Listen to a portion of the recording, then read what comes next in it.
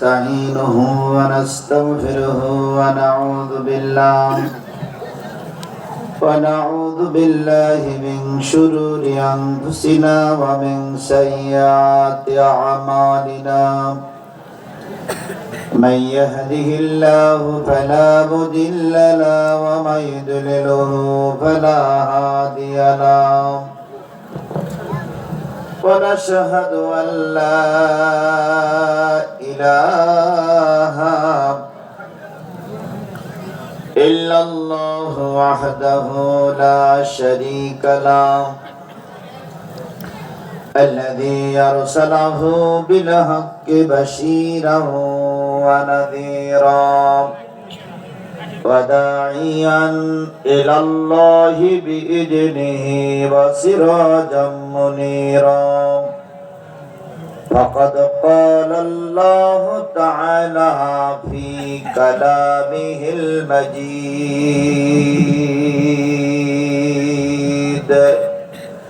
وفرقانه الحميد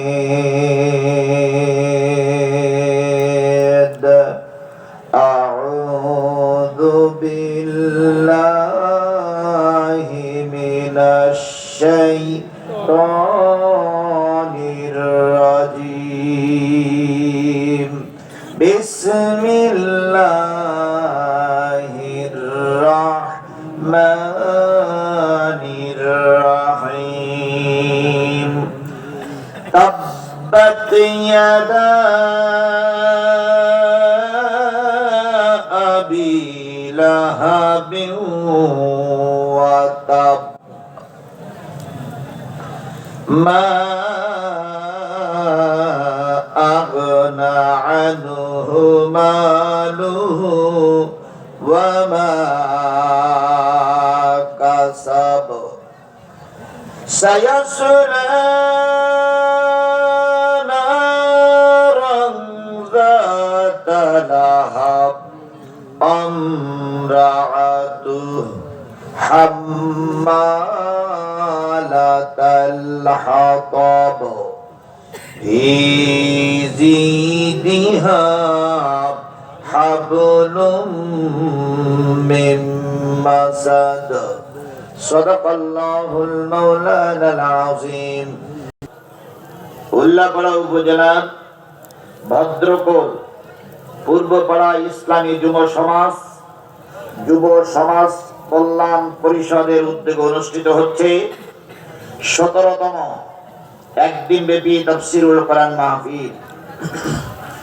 3রা November রোজ রবিবার। আজকের এই 3রা নভেম্বর 2024 তাফসীরুল কোরআন মাহফিলের শ্রদ্ধাভাজন স্বনামধন্য সম্মানিত সভাপতি জনাব আলহাজ মোহাম্মদ মতিউর রহমান মুকুল, অবসরপ্রাপ্ত টিএনটি কর্মকর্তা, অতিথি জননন্দিত নেতা জনাব এম আকবর আলী, সাবেক মাননীয় জাতীয় সংসদ সদস্য 65 সিরাজগঞ্জ 4 উল্লাপাড়া। আজকের মাহফিলের সম্মানিত প্রধান মেহমান বিশিষ্ট আলেমে দ্বীন, বাংলাদেশের অন্যতম একজন পরিচিত ব্যক্তিত্ব, উল্লাপাড়া মাটি ও মানুষের বন্ধু, বাংলাদেশ ইসলামী ছাত্র শিবিরের সাবেক কেন্দ্রীয় সভাপতি জনাব মাওলানা মোহাম্মদ রফিকুল ইসলাম খান, সহকারী সেক্রেটারি জেনারেল বাংলাদেশ জামাত ইসলামী, বিশেষ অতিথিবৃন্দ, বক্তা, সুললিত কণ্ঠের অধিকারী জনাব হযরত মাওলানা Ruhul Amin Siraji, BA honours, MA masters all first class, আল হাদিস এন্ড ইসলামিক স্টাডিজ বিভাগ, ইসলামী বিশ্ববিদ্যালয় কুষ্টিয়া। যুবককে আল্লাহ পাক বিনিময় করছি আসসালামু আলাইকুম ওয়া রাহমাতুল্লাহি ওয়া বারাকাতুহু।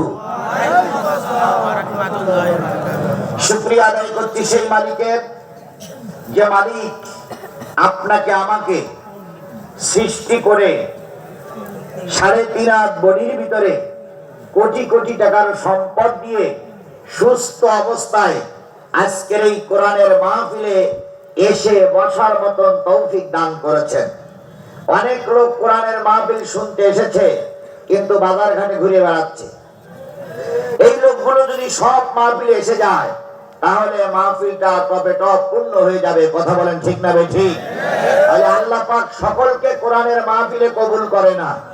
কাউকে যাত্রা গানে কবুল করে, কাউকে সিনেমায় কবুল করে, কাউকে পুতুল নাচে কবুল করে, কাউকে পয়লা বৈশাখে কবুল করে, কাউকে সিনেমার হলে কবুল করে, কাউকে টেলিভিশনের ময়দানে কবুল করে, আবার কাউকে কোরআনের মাহফিলে কবুল করে। এখন আপনাকে আমাকে আল্লাহ যে কোরআনের মাহফিলে কবুল করেছেন এজন্য আপনারা খুশি না বেজার? সবাই মিলে বলুন তো খুশি না বেজার?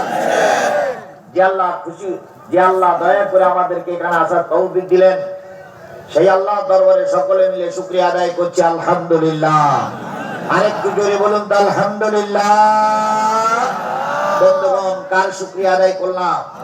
আল্লাহর। জীবিত থাকি মারা যায়, মারা যাওয়ার পরে তোর কথা বলতে পারবো না, ইচ্ছায় অনিচ্ছায় সরদার আমাদের প্রিয় ভজন নেতা জনাবে মুহাম্মদ রাসূলুল্লাহ সাল্লাল্লাহু আলাইহি সাল্লামের দরবারে লক্ষ কোটি দুরূদ আর সালাম সকলে মিলে বলছি সাল্লাল্লাহু আলাইহি ওয়াসাল্লাম। আল্লাহ বলতেছেন ফালা ওয়া রাব্বিকা লা ইউমিনুনা হাত্তা ইউহাক্কিমুকা ফীমা শাজারা বাইনাহুম সুম্মা লা ইয়াজিদু ফি আনফুসিহিম হারাজাম মিম্মা কাদাইতা ওয়া ইউসাল্লিমু তাসলিমা। কথাকার আল্লাহ বললেন নবী শোনো, তোমার রবের কসম, আল্লাহ তার নিজের নামে কসম খেয়ে বলতেছে, আমি আমার নিজের নামে কসম খেয়ে বলতেছি, ততক্ষণ পর্যন্ত একজন লোক প্রকৃত মুমিন হতে পারবে না যতক্ষণ পর্যন্ত নবীর বিচার, নবীর ফয়সালা, নবীর রায় সন্তুষ্ট চিত্তে মেনে না নেবে। নবী যে বিচার করে দেবে, কোরআন যে বিচার করে দেবে, হাদিসের দ্বারা যে বিচার হবে, এই বিচার যতক্ষণ পর্যন্ত একটা লোক সন্তুষ্ট চিত্তে মেনে না নেবে, এক কথায় কোরআনের বিধান সমাজে চালু হোক, এই ব্যাপারে যেই ব্যক্তি সন্তুষ্ট হতে না পারবে সে যতই আল্লাহওয়ালা হোক, ইমানদার হোক, আর যাই হোক, মুমিন হতে পারবে না। তার কথা দ্বিতীয় বৃহত্তম মুসলিম বাংলাদেশ, যেই দেশের মানুষগুলো কোরআনের আওয়াজ শুনে ঘুমায় পড়ে, যেই দেশের মানুষেরা 5.5 লক্ষ মসজিদের আল্লাহু আকবার ধ্বনি শুনে ঘুম থেকে জেগে ওঠে, যেই দেশের রেডিওর কান মোড়া দিলে কোরআনের আওয়াজ বেশি আসে, যেই দেশে হাজারো মোবাইলে কোরআনের আওয়াজ ভাসতেছে, যেই দেশের আইসক্রিমওয়ালা ভ্যানওয়ালা কোরআনের আওয়াজ বাজায় বেড়ায়, সেই দেশের মুসলমানেরা বুকে হাত দিয়ে বলুন তো, কোরআন দিয়ে কি আমার দেশ চলে? কোরআন দিয়ে কি জাতীয় সংসদ চলে? কোরআন দিয়ে কি বঙ্গভবন চলে? কোরআন দিয়ে কি সেক্রেটারিয়েট চলে? কোরআন দিয়ে কি থানা চলে? কোরআন দিয়ে কি বিশ্ববিদ্যালয় চলে? তাহলে বোঝা গেল কোরআন আমাদের দেশে চালু নাই। আমরা টুপিওয়ালা কিন্তু প্রকৃত ইমানদার না।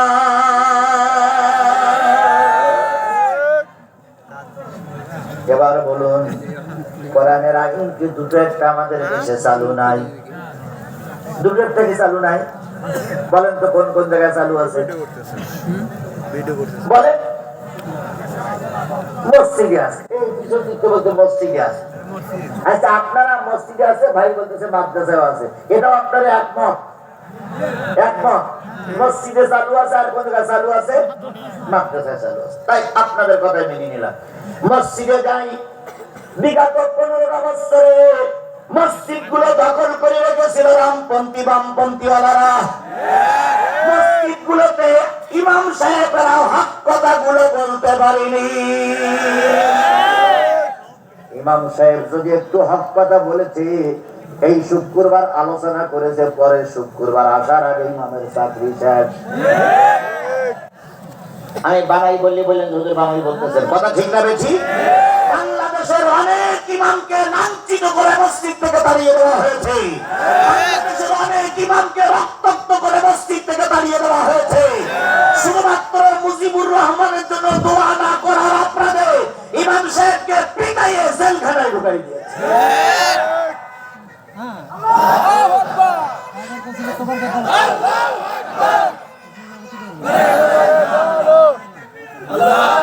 শুধুমাত্র শেখ মুজিবের জন্য দোয়া না করার কারণে ইমামের চাকরি চলে গেছে, কথা ঠিক না বেঠিক? তাহলে মসজিদে কোথায় ইসলাম আছে? সুদীর কথা বললি সভাপতি খেপে যায়, খুশির কথা বললি সভাপতি খেপে যায়, আওয়ামী লীগের লোক কমিটির ভিতরে না রাখলে সেই কমিটি ভেঙে দেওয়া হয়, তাহলে কোথায় ইসলাম থাকলো? হ্যাঁ, একটা বাজে নেই, আজান তো ছিল, নামাজ তো ছিল, এটা তো বন্ধ হয়নি, কিন্তু পুরোপুরি ইসলাম মসজিদেও ছিল না। এবার আসুন মাদ্রাসায় যাই। বাংলাদেশের যতগুলো আলিয়া মাদ্রাসা, সেখানে সব কোরআন হাদিস শেখানো হয়, কথা বলেন ঠিক না ঠিক? তাহলে কোরআন হাদিস যেখানে শেখানো হয়, সেখানে কেন নেতার মুক্তি হুজুরদের মাথার পরে থাকবে? যতগুলো দাখিল মাদ্রাসা, যতগুলো আলিম মাদ্রাসা, যতগুলো ফাজিল মাদ্রাসার শিক্ষক এখানে আছেন, বুকে হাত দিয়ে বলুন তো, শেখ মুজিবুর রহমান আর শেখ হাসিনার ছবি আপনাদের মাথার উপরে রাখা লেগেছে না লাগেনি? না রাখলি না রাখলি না না না না না না রাখলি এমপিও বাতিল। তাহলে হুজুরদের মাথার পরে থাকবে আল্লাহর কোরআন, হুজুরদের মাথার পরে থাকবে রাসূলের হাদিস, সেখানে কোরআন নাই হাদিস নাই, মাদ্রাসাগুলো ওই মূর্তি আমাদের টানাতে বাধ্য করেছিল না। অনেক মাদ্রাসার প্রিন্সিপাল সুপারিনটেন্ডেন্ট হয়েছিল ঢাকা বিশ্ববিদ্যালয়ের মতো একটা বৃহত্তম ঢাকা আলিয়া মাদ্রাসার মতো একটা ধর্মপীঠ, সেখানেও হিন্দুদের নেতৃত্ব চালু করেছিল এই দালের বাচ্চারা, এই ফাসেকের বাচ্চারা, এই ফেরাগুনের বাচ্চারা।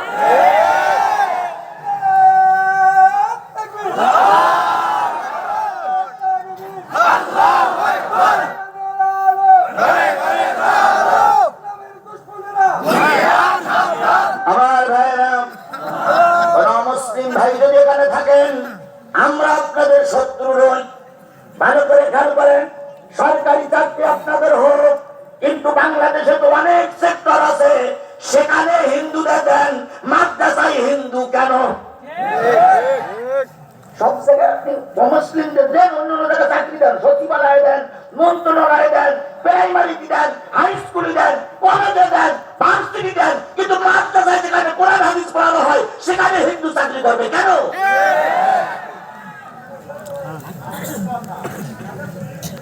ইসলাম ছিল না, এখন আছে কিনা পরের কথা, ছিল না।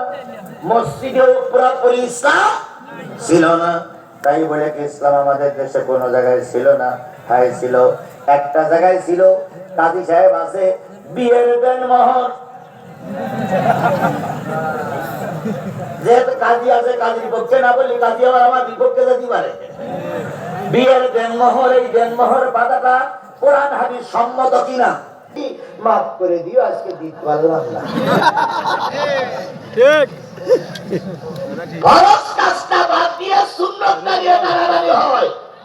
এবার আসল বিয়ের দেন মোহর বাধা ফরজ, এটা ফরজ না আদায় বলে বিয়ে হয় না, অথচ সেই দেন মোহরটা ইসলামের শরীয়তের এখনো জায়েজ আছে, তার এটা এখনো চালু আছে। তারপরে এমন একটা অবস্থা হয়েছে, জাতিয়াত দেন মোহর বাদে যে কিয়ামতের আগ পর্যন্ত শোধ করা সম্ভব নয়। ভ্যানওয়ালা সেলিয়া রিকশাওয়ালার নেই বিয়ে হবে, দেন মোহর বেঁচেছে 4,32,533 টাকা 6 পয়সা 15 আনা। 4 লাখ টাকা দেন মোহর বাইলো রিকশাওয়ালার মেয়ে আর ভ্যানওয়ালার ছেলে, কি করে আদায় করবে? এই জন্য দেনমোহর সাধ্য অনুযায়ী বানতে হবে। তাহলে দেনমোহরটা এখনো কোরআনের আইন এখনো সমাজে চালু আছে না নাই? আছে। দুই নম্বর যেটা চালু আছে সেটা হলো ফারাইদি সম্পত্তি, এক ছেলে সমান কয় মেয়ে? জোরে বলেন কোরআনের বিধান এক ছেলে সমান কয় মেয়ে? এখনো কি উল্লাহ করায় তাই চালু আছে? কিন্তু দুঃখ বা পরিতাপের বিষয়, এমন টুপিওয়ালা এমন হাজি সাহেব আছে বিয়ে মরার আগে সব ছেলেদের নামে লিখে দিয়ে যায়, মেয়েরা কিছুই পায় না। হাজি সাহেব মানুষ, মরার আগে মেয়েদের নামে লিখে দিলেন, ছেলেদের নামে লিখে দিলেন, আর মেয়েগুলোরে মাহরুম করলেন। আমি হাজি সাহেব আপনার কাছে জিজ্ঞেস করি, যেদিন আপনার ছেলের জন্ম হয়েছিল সেদিন চাচি আম্মার আপনি ঘরে ছিলেন, যেদিন মেয়ের জন্ম হয়েছিল সেদিন উল্লাপাড়া থেকে অন্য রেখেছে আপনার মেয়ের জন্ম দিয়ে গেছে, এই জন্য মেয়েরে মাহরুম করে আপনি ছেলের নামে লিখে দিলেন। এটা কোনো মানবতার কল্যাণ নয়, এটা কোনো মুসলমানের কাজ নয়, এটা কোনো হুজুরের কাজ নয়, এটা কোনো হাজি সাহেবের কাজ হতে পারে না।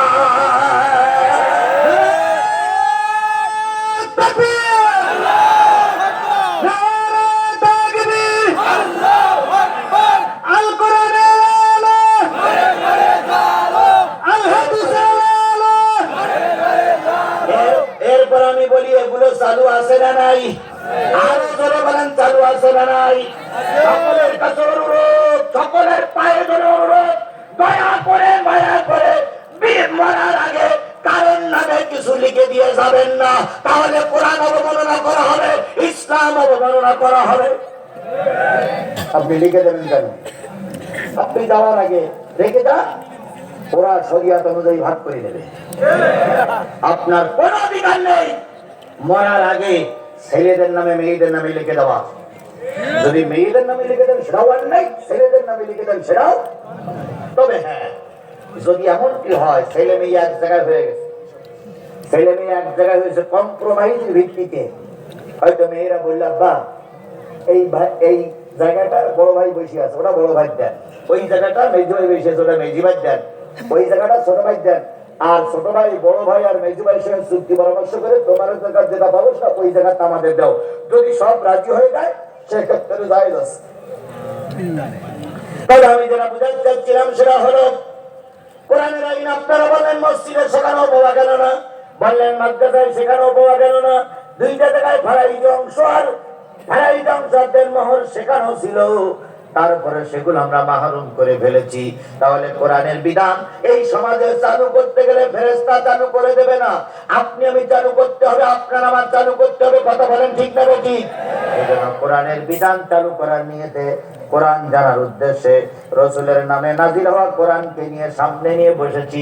এই জন্য রাসূলের নামে দুরূদ আর সালাম সকলে মিলে বলছি সাল্লাল্লাহু আলাইহি ওয়াসাল্লাম। বন্ধুগণ, আর বেশি দূরে যাব না, শুধু এতটুকু বলি, এই যে কষ্ট করে বসে আছেন কি শুনতে চান?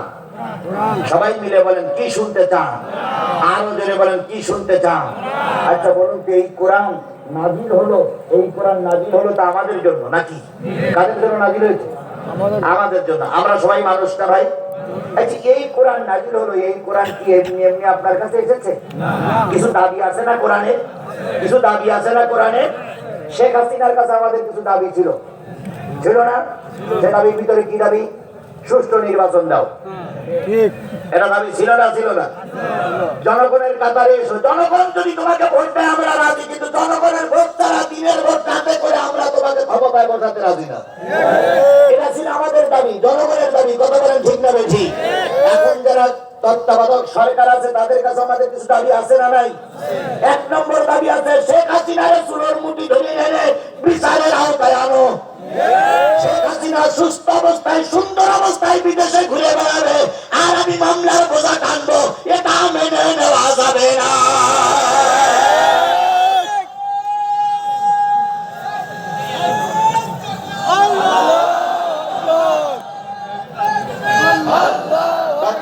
সরকারকে বলি, বাংলাদেশের এমন কোন জামাতের কর্মী নাই, এমন কোন বিএনপির কর্মী নাই তাদের নামে মামলা হয়নি, তারা মামলার ঘান টেনে কোর্টের বারান্দায় ঘুরে বেড়াচ্ছে।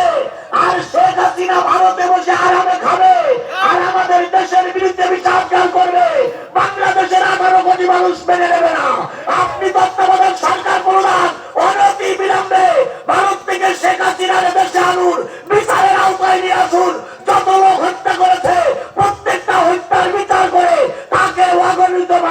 ফাঁসির কাছে ঝুলান ঝুলান ঝুলান।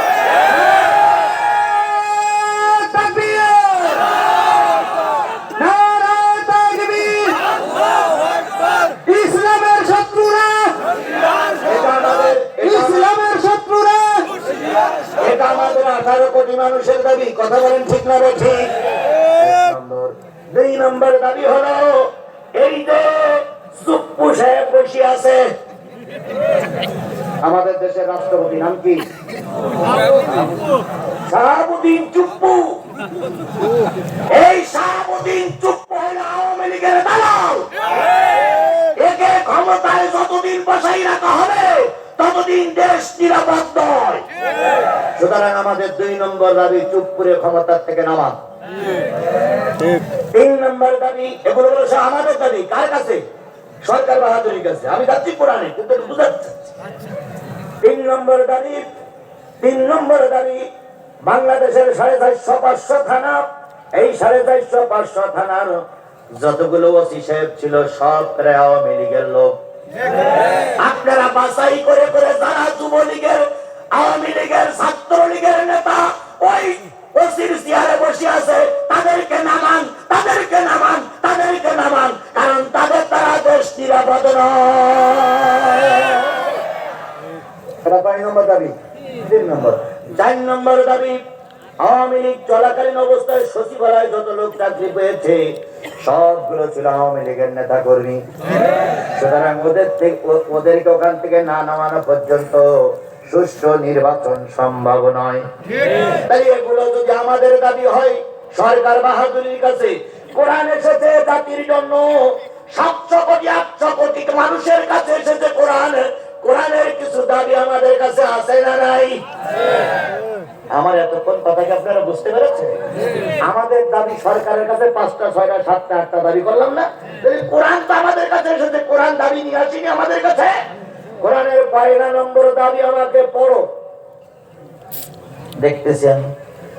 কোরআনের 1 নম্বর দাবি, কোরআন আমাদেরকে দাবি করতেছে 1 নম্বর দাবি কি?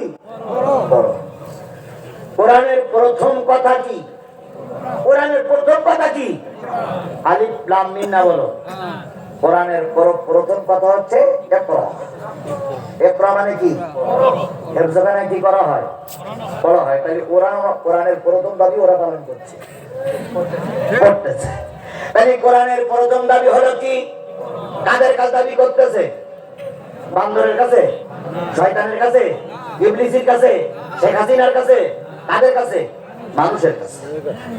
কোরআন প্রথম দাবি করতেছে আমাদের কাছে, আমাকে কি? পড়ো, আমাকে পড়ো, আমাকে পড়ো, আমাকেই পড়ো। ইকরা বিসমি রাব্বিকাল্লাযী খলাক, আমাকেই পড়ো। কোরআনের প্রথম দাবি আমাকে পড়ো। ভালো করে খেয়াল করেন, ওয়াজ তো সারা জীবন শুনতেছি, কাহিনী শুনতেছি, আজকে সবকিছু হবে, তার আগে প্রথম কথাগুলো শোনেন। তাহলে কোরআনের প্রথম দাবি কি? পড়ো। 2 নম্বর কোরআনের দাবি হলো আমাকে শুধু পড়লি হবে না, বুঝে বুঝে পড়ো। বলুন তো কেমনি পড়ার বুঝে পড়া দুটো জিনিস কি এক? জোরে বলেন, এমনি পড়ার বুঝে পড়া কি এক? যে ব্যক্তি বুঝে পড়ে সেই ব্যক্তি আলেম। সুতরাং আল্লাহর কোরআন বলতেছে শুধু এমনি এমনি পড়ে তাকে পরে তুলেছিও না, আমাকে বুঝে বুঝে পড়ো। মুরব্বী আপনি বসেন, আমি দেখতেছি মুরব্বী মুরব্বী ওহো ওহো, মুরব্বী ওহো। আচ্ছা আমি দেখছি এইটা চলছে, বেশি ডোয়াল দিয়ে আবার গলা বেশি যেতে পারে। আচ্ছা মুরব্বী কষ্ট করছে, ওনার কষ্ট না দিয়ে আমরা একটু এগিয়ে আসতে পারি না? ভাই চাচ্ছে সামনে একটু এগিয়ে আসতে পারি না? একটু এগিয়ে আসতে পারি না? একটু খেয়াল করি। আচ্ছা আচ্ছা আচ্ছা আচ্ছা খেয়াল করি, খেয়াল করি, আমার কথা ডিস্টার্ব করি না, একটু এগিয়ে আসে। অত্যন্ত ধৈর্যধারী একজন রাজনীতিবিদ, এটা আমরা স্বীকার করি। কিন্তু উনি একটা জনসভায় দেখতে গিয়ে ওনার এক কর্মীর একটা থাপড় দিচ্ছে, দেখেছেন আপনারা? ওনার এক কর্মীর একটা থাপড় দিচ্ছে। অবশ্যই উনি দেখে দেন নাই, হয়তো কোনো বিশৃঙ্খলা করেছে না, বিয়াদবি করেছে। এখন এই থাপ্পড়টা গোটা দেশে ভাইরাল। তাতে করে বিএনপির ওই নেতার ভাবমূর্তি কি বাড়তেছে না কমতেছে? কমতেছে। এই জন্য এখানে আমি ওই উদাহরণটা এই জন্য দিলাম যে কোন ঘটনাক্রমে কোন কারণে একটা মানুষের সঙ্গে বিয়াদবি করবেন, আরো বাড়ি দিয়ে বলবে যে ভদ্রকুলের মানুষরা ভদ্র না অভদ্র? এই জন্য আমরা গায়ের মাথায় হাত বুলিয়ে তাদেরকে জায়গায় নিয়ে যাওয়ার জন্য চেষ্টা করি, নতুবা আপনি করবেন ভালো, হয়ে যাবে সেটা উল্টো। আমি যে জিনিসটা বুঝাতে চাচ্ছিলাম ওই দিকে না যাই, তাহলে কোরআন শরীফের 1 নম্বর দাবি কি, 2 নম্বর দাবি কি? বুঝে বুঝে পড়ো। বন্ধুগণ, যারা বুঝে পড়ে একদিন তারা আলেম হয়ে যায়। আপনি একজন জেনারেল লাইনের মানুষ, প্রতিদিন 1টা 2টা করে আয়াত বুঝে পড়ুন, প্রতিদিন 1টা করে হাদিস পড়ুন, দেখবেন 10 বছরের মাথায় দিয়ে আমাদের মতন মৌলবী আপনার কাছে দেখবে না। এই জন্য কোরআনের 2 নম্বর দাবি আমাকে বুঝে বুঝে পড়ো, বুঝে বুঝে পড়ো, এমনি এমনি পড়ে না, বুঝে বুঝে পড়ো। 3 নম্বর দাবি হলো যতটুকু পড়েছো, যতটুকু জেনেছো, অতটুকুর পরে আমল করো। 3 নম্বর দাবি কি? আমল করো। এবার বলুন তো, জানার মানা কি এক জিনিস? এই মুসলমান কথা বলেন, জানার মানা কি এক জিনিস? ইবলিস জানতে বেশি কিন্তু মানতো না, আর অন্যান্য লোকেরা জানতো কম, মানতো বেশি। এবার বলুন তো, জানার ভিতরে বরকত বেশি না মানার ভিতরে বরকত বেশি? এই জন্য কোরআনের 3 নম্বর দাবি হলো পড়েছো, বুঝে পড়েছো, যেটা বুঝেছো ওইটার পরে কি করো? আমল করো। আমল মানে কাজ, ওইটার পরে কাজ করো। 4 নম্বর কোরআনের দাবি, আমি কিন্তু কোরআনের দাবির কথা বলতেছি, তারপরে কোরআনে ঢুকতেছি। কোরআনের 4 নম্বর দাবি, নিজে শুধু মানলি হবে না, পরিবার পরিজন আশেপাশে যারা আছে তাদের কাছে দাওয়াতি কাজ করো। কু আনফুসিকুম ওয়া আহলিকুম নারা, নিজে জাহান্নামের আগুন থেকে বাঁচাছো, এবার আশপাশ পরিবারের লোকেদের বাঁচাও। কয় নম্বর দাবি? জোরে বলেন, কয় নম্বর দাবি?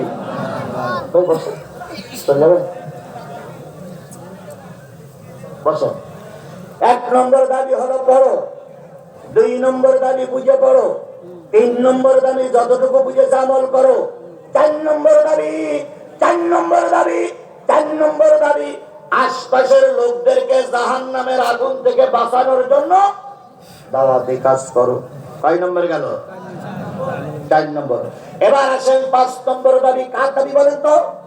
এটা আমার দাবি না, বলো। 5 নম্বর কোরআনের দাবি হলো, তোমার দাওয়াত চালু হয়ে গেছে, তোমার দাওয়াতে লোক সাড়া দিচ্ছে, এই লোকগুলোরে জামাতবদ্ধ করে ফেলো। কোরআনের 5 নম্বর দাবি কি? একত্রিত করে ফেলো। আমার এই একত্রিত জামাতবদ্ধ হওয়ার পরে, জামাতবদ্ধ হওয়ার কথা শুনে কেউ আর মনে করেন না যে হুজুর মনে হয় জামাত ইসলামের কথা বলতে। জামাতবদ্ধ হতে হবে কার নির্দেশ? জামাতবদ্ধ হতে হবে কার নির্দেশ?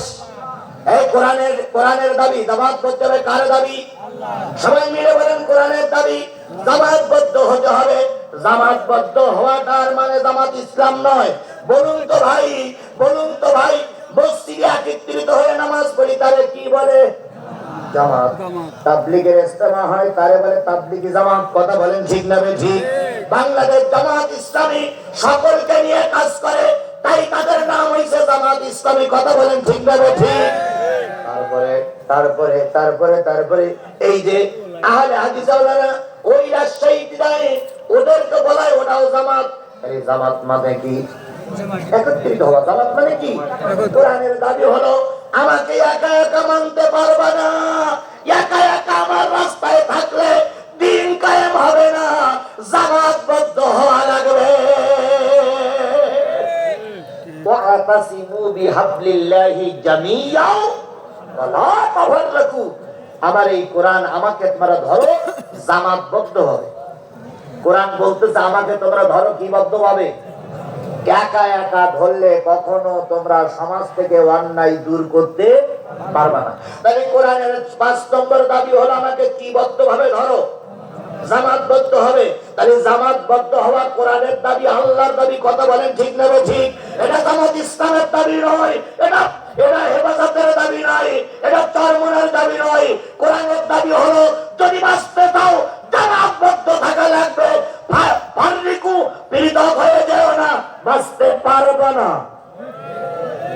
বাঘ শক্তিশালী না ছাগল শক্তিশালী?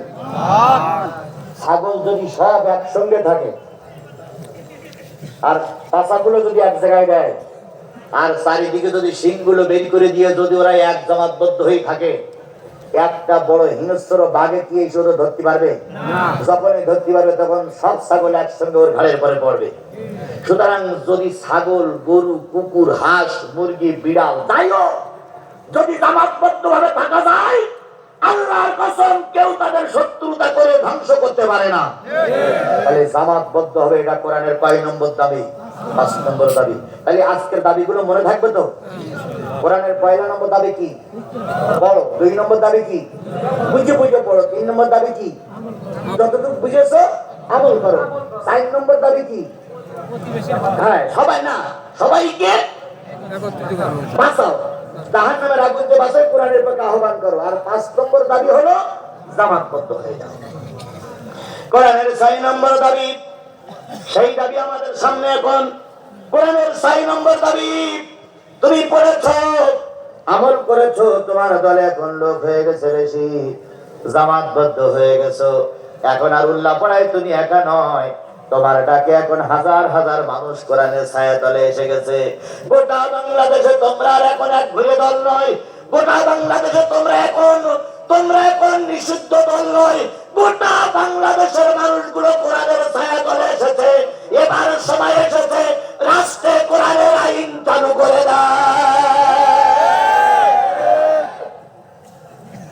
তাহলে আজ কথা বললে হবে না, তো অত বুঝতে গেলে তাহলে আমি বুঝবো কি করে?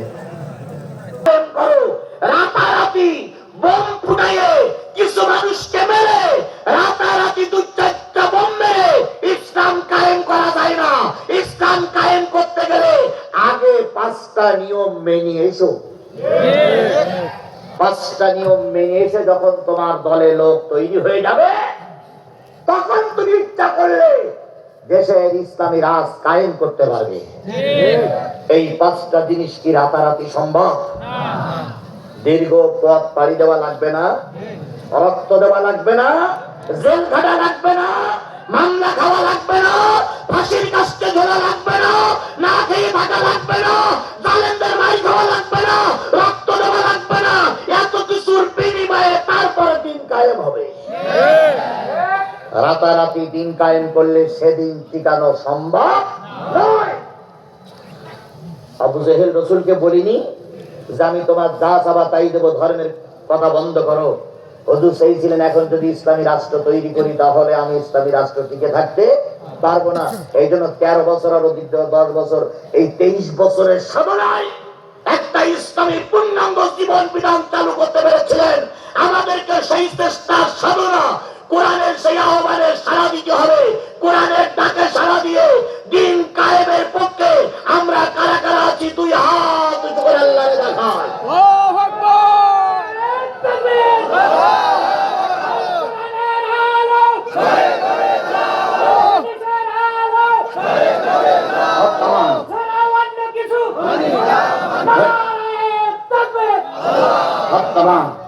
আমি সূরা লাহা, কোরআন থেকে কোন সূরা? খুব পরিচিত একটা সূরা, কিন্তু আলোচনাটা খুব ব্যাপক। এই শেখ হাসিনার একেবারে পয়েন্টে পয়েন্টে সূরা লাহাবের সঙ্গে মিল আছে। একেবারে প্রথম থেকে শেষ করে সব সূরা হাসিনার আলোচনা এই সূরা লাহাবের ভিতরে। তাহলে সূরা লাহাবের আলোচনা করা মানেই হলো হাসিনার আলোচনা করা। সুতরাং আমি পয়েন্টে পয়েন্টে একেবারে শেখ হাসিনার ফাঁসি পর্যন্ত এখানে আছে। শেখ হাসিনার ফাঁসি কিভাবে দিতে হবে সেটাও আজকের এই সূরা লাহাবের ভিতরে আছে। আমি ওই আলোচনাটা করব। তার আগে প্রথম কোরআনের দাবি কি? পড়ো। সেই পড়াটা কোথায় হয়? মাদ্রাসায়। ওই মাদ্রাসায় 20টা টাকা দিয়ে আমরা শেখ হাসিনার আলোচনা শুরু করবো। মেহরবানি করে সবাই দেবেন, সবাই দেন, সবাই দেন, সবাই দেন, সবাই দেন।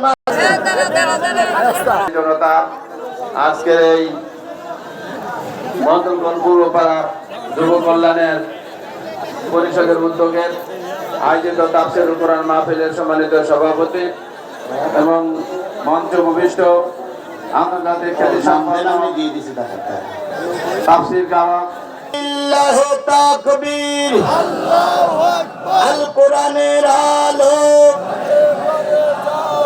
কোরআনের 6 নম্বর দাবি কি? রাষ্ট্রে কায়েম করতে হবে না কোরআন। তাহলে আল কোরআনের দাবি রাষ্ট্রে চালু হোক। কথা বলেন ঠিক না বেশি? কোরআন শরীফে মোট সূরা কয়টা? 114টা। 114টা সূরার ভিতর থেকে আমি আপনাদের সামনে নিয়ে এসেছি 111তম সূরা। এরপরে আর কয়টা আছে? 3টা। 12, 13, 14। 111তম সূরার নাম হলো লাহাব। লাহাব মানে হলো প্রজ্বলিত আগুন, অগ্নিশিখা, লেলিহান আগুন। এই সূরাটার নাম হচ্ছে লেলিহান আগুন। মক্কায় অবতীর্ণ সূরা সমূহের ভিতরে একটা অন্যতম সূরা। এই সূরাটা যখন নাজিল হলো, ইসলাম তখন কেবল চালু হয়েছে। কেবল ইসলাম চালু হয়েছে, প্রতিষ্ঠিত হয়নি। কি হয়েছে? চালু হয়েছে। আল্লাহ রাব্বুল আলামিন বললেন, ওয়া আনজির আশিরাতাকাল আকরাবিন, হে নবী আপনি আগে আপনার নিকটতম আত্মীয় স্বজনের কাছে কালেমার দাওয়াত দেন। সুবহানাল্লাহ। ওদিকে বলা হয়েছে কুয়া আনফুসিকুম ওয়া আহলিকুম নারা, তুমি আগে নিজে বাঁচো, তারপর আহল বর্গকে বাঁচাও।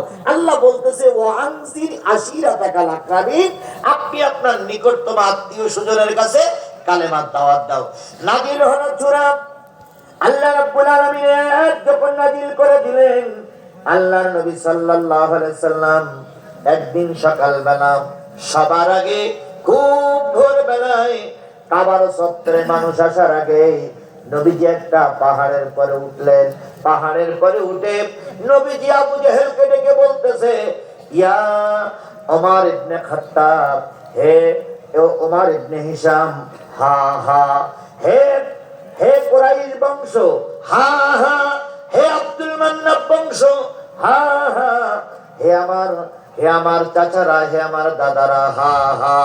নবীজির এই ডাক শুনে সবাই পাহাড়ের পাদদেশে চলে আসলো। হা হা মানে হলো আশ্চর্য সংবাদ, আশ্চর্য সংবাদ, আশ্চর্য সংবাদ। আমি একবার যশোরের থেকে রাজশাহী যাচ্ছিলাম ট্রেনে। তো ট্রেনে যাবার সময় হঠাৎ করে আপনার দর্শনার্থী থেকে এক লোক উঠলেন, বিরাট বড় ভুঁড়ি, হাতে একটা ব্যাগ আর হাতে একটা লাঠি। উনি কেবিনের ভিতরে ঢুকেই, বগির ভিতরে ঢুকে একটা আওয়াজ করতেছে, দাঁত খুলে ফেলবো। লাঠি নিয়ে উঁচু করে বলে, দাঁত খুলে ফেলবো। সবাই ভয় পেয়ে গেছে, দাঁত খুলে ফেলবে।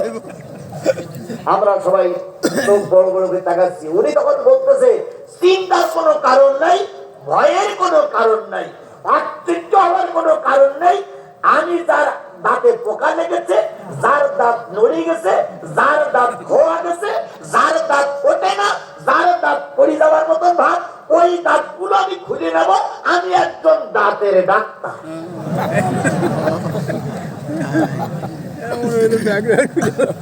প্রথম শব্দ কি? দাঁত খুলে ফেলবো।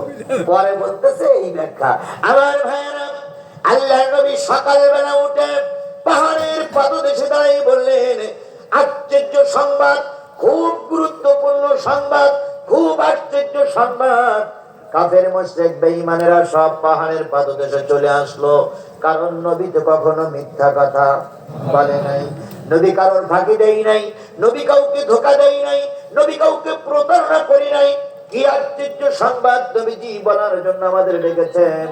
সবাই যখন নবীজির পাহাড়ের পাদদেশে চলে গেলেন, নবী বললেন, ও আমার মুরব্বীরা, ও আমার স্বজাতিরা, যদি আমি বলি ওই পাহাড়ের ওই পাশে একদল শত্রু তোমাদের উপর আক্রমণ করবে বলে অপেক্ষা করতেছে, তোমরা কি বিশ্বাস করবে?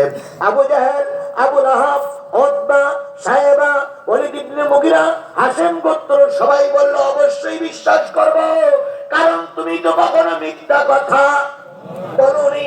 তোমার জবান থেকে মিথ্যা কথা বাইর হওয়া সম্ভব নয়, সুতরাং তোমার কথা বিশ্বাস করব। নবী বললেন, চাচা, আমার গোষ্ঠী, আমার আত্মীয় স্বজন, যদি এই কথা সত্য হয় তাহলে আমি এমন একটা দাওয়াত তোমাদের দিচ্ছি, তোমরা মরার পরে যে পথে আছো এই পথে গেলে জাহান্নামে যাবা, আর যে দাওয়াত দিচ্ছি সেই দাওয়াত পাইলে তোমরা দাওয়াত গ্রহণ করলে তোমরা জান্নাতে যাওয়া। সে দাওয়াতটা আর কিছু নয়, লা ইলাহা ইল্লাল্লাহু মুহাম্মাদুর রাসূলুল্লাহ। কথা শোনার সঙ্গে সঙ্গে মৌসাকে বাকিদারা ঠান্ডা করো, আমরা সমাজের বিরাট বড় বড় নেতা, আমাদের ডেকেছে সাবধান করার জন্য, ওকে কিন্তু ছেড়ে দেওয়া হবে না। মিলাইয়ে নেন, মিলাইয়ে নেন। আমাদের নেতারা কথা বললে ওই হাসিনার বংশরা এটাই মনে করত, মৌলবাদীর দল বাংলাদেশ, মৌলবাদীর দল বাংলাদেশে চলবে না, যুদ্ধাপরাধীর দল বলে আমাদেরকে নিষিদ্ধ করতে চেয়েছিল। কথা বলেন ঠিক না ঠিক? ওরাই কেবল বাংলাদেশের সব ক্ষমতায় থাকবে, আমাদেরকে কোনো পদে রাখা হবে না। ওরাই বলতো আমরা মুক্তিযুদ্ধের পক্ষে শক্তি, তাই না? কিন্তু স্পষ্ট কথা শোনেন, আওয়ামী লীগ মুক্তিযোদ্ধার শক্তি নয়। যদি বলেন প্রমাণ, যখন আমার দেশ স্বাধীন হলো তখন মরহুম প্রেসিডেন্ট মুজিবুর রহমান কোথায় ছিলেন? পাকিস্তানে। পাকিস্তানে তিনি আরামে খেয়েছেন, আর আমার দেশের লোক গুলি খেয়ে বেরোচ্ছে। সুতরাং তিনি মুক্তিযুদ্ধের সময় সরঙ্গনে রঙ্গনে ছিলেন না, তিনি ময়দানে ছিলেন না। শেখ হাসিনা কোথায় ছিলেন? ভারতে। তিনি ভারতে বসে বসে আরামে খেয়েছেন, আর মুজিবুর ছেলে পাকিস্তানে দেশ স্বাধীনের জন্য আমাদের দেশের লোক রক্ত দিয়েছে। কথা বলেন ঠিক না বেঠিক? এখন তারা বলে আমরা মুক্তিযুদ্ধের পক্ষের শক্তি। না না না, তোমরা দালালি পক্ষের শক্তি, মুক্তিযুদ্ধের পক্ষের শক্তি তোমরা না। হুজুরদের এখন গালিগালাজ দেয় আমরা নাকি ছিলাম পাকিস্তানের পক্ষে, এটাও ভুল ধারণা, এটাও ভুল ধারণা। আমরা পাকিস্তানের পক্ষেও ছিলাম না, আবার এই ভারতের পক্ষেও ছিলাম না। বলুন তো, যুদ্ধ হইল কি বাংলাদেশের সঙ্গে পাকিস্তানের সঙ্গে না ভারতের সঙ্গে পাকিস্তানের সঙ্গে? ভারতের সঙ্গে পাকিস্তানের সঙ্গে না। ভারত চেয়েছিল এই দেশটা স্বাধীন করতে পারলে লুটিয়ে পুটিয়ে খাবে, এই জন্য ভারত পাকিস্তানের সঙ্গে যুদ্ধ করেছিল, আমরা ছিলাম দর্শকের ভূমিকায়।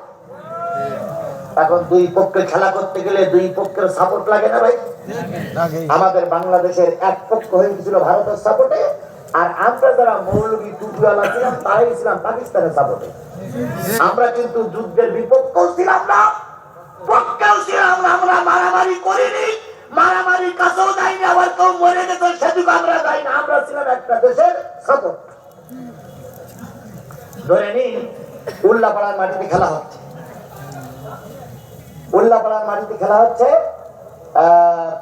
সিরাজগঞ্জ আর পাবনা। এখন দুই পক্ষের সাপোর্ট লাগে না ভাই? এখন পাশে উনি আর পাশে আমি, উনি হলেন পাবনার সাপোর্ট, আমি হলাম সিরাজগঞ্জের সাপোর্ট। এখন পাবনাওয়ালারা যেই জিতে গেছে সেই আমি সিরাজগঞ্জের সাপোর্ট, আমার মায়ের শুরু হয়েছে তুই সিরাজগঞ্জের সাপোর্ট করলি কেন? কিন্তু আল্লাহ না করুক সেদিন যদি সিরাজগঞ্জ জিতে যেত তাহলে পাবনাওয়ালাদের ওই মাইল তো খাওয়া লাগতো। যখন ভারত পাকিস্তান যুদ্ধ করতেছে আমাদের দেশের লোক দুই ভাগ হয়ে গেল, এক ভাগ ছিল ভারতের সাপোর্টে আর এক ভাগ ছিল পাকিস্তানের সাপোর্টে। যারা পাকিস্তানের সাপোর্টে ছিল তাদেরকে বলা হলো রাজাকার। কথা কি ক্লিয়ার বুঝতে পেরেছেন? আপনারা কি কথা বুঝতে পেরেছেন? আমরা ধর্ষণকারী নই, আমরা কারোর ঘরে আগুন লাগাইনি, আমাদের নেতারা কোন হিন্দুর বাড়ি ঘরে আগুন লাগাইনি। শুধুমাত্র আমরা চাইছিলাম পাকিস্তান টুপিওয়ালা, তাই টুপিওয়ালারা আমাদের দেশে খাস, এটাই হলো আমাদের মহাদোষ। কথা যদি বোঝেন তো বোঝেন, না বুঝলে আমার আর কিছু করার নেই। আমার ভাইয়েরা, ঠিক স্বাধীন হয়ে যাওয়ার পর মুজিবুর আসলো, শেখ হাসিনা আসলো, এসে ওনারাও হয়ে গেল মুক্তিযুদ্ধের পক্ষের শক্তি। আর কালুরঘাট বেতার কেন্দ্রে শহীদ প্রেসিডেন্ট জিয়াউর রহমান যে স্বাধীনতার ঘোষণা দিল, সেইটা বেমালুম ওরা ভুলেই গেল। এইটা ওরা মনেই রাখলো না। কথা বলেন ঠিক না বেঠিক?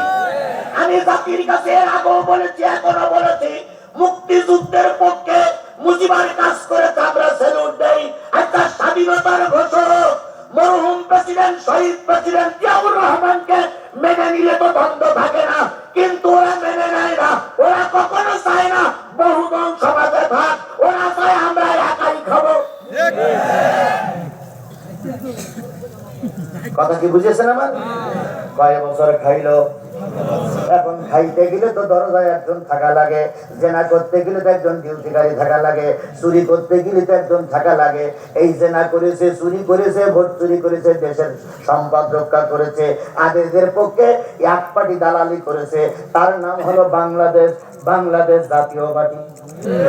এ হলো সবচেয়ে বড় দালাল। কথা বলেন ঠিক না ঠিক? এই দালাল পার্টি আমরা বাংলাদেশের কোন জায়গায় দেখতে চাই না। এরা জাতীয় পার্টি না, এরা হলো আন্তর্জাতিক দালাল পার্টি। জাতীয় পার্টি মানে কি পার্টি? দালাল পার্টি। মনে থাকবে তো? কোন জাতীয় পার্টির নেতা চা খাই দিয়ে বলেন, ভাই দালাল পার্টি ভাই কেমন আছে? আচ্ছা বলুন, যারা দালালি করিনি, এরা দালালি করিনি, এরা যদি বিগত 15টা বছর শেখ হাসিনার পক্ষে দালালি না করতো, আল্লাহর কসম, আল্লাহর কসম, আল্লাহর কসম, শেখ হাসিনা এক মাসও ক্ষমতায় টিকে থাকতে পারত না। নির্বাচনের সময় আসিয়ে সাথে নির্বাচনের সময় আসলেই এরশাদ যাবে কলকাতায়, ইন্ডিয়ায়। আবার ও মরে যাওয়ার পরে নির্বাচনের সময় আসলেই জিএম কাদের যাবে ইন্ডিয়ায়। আবার ইন্ডিয়াতে এসে বলবে যে ভারত আমার কি বলেছে ওটা এখন বলা যাবে না, নির্বাচন হয়ে গেলে তাই বলবো। দালালি খাইলে, টাকা খাইলে শেখ হাসিনার এমপি মন্ত্রী হলো, হইলে এখন অন্তত চুপ করে থাকা দরকার ছিল। বাকুম বাকুম করতে চাও, প্রতিটা জেলার অফিসে আগুন লাগাচ্ছে। বাকুম বাকুম করতে চাও, জনতার হাতে বাড়ি খাচ্ছ। বাকুম বাকুম করলে বাংলাদেশকে শেখ হাসিনার যে দশা হয়েছে, তোমাদেরকেও সেই দশা করেছ।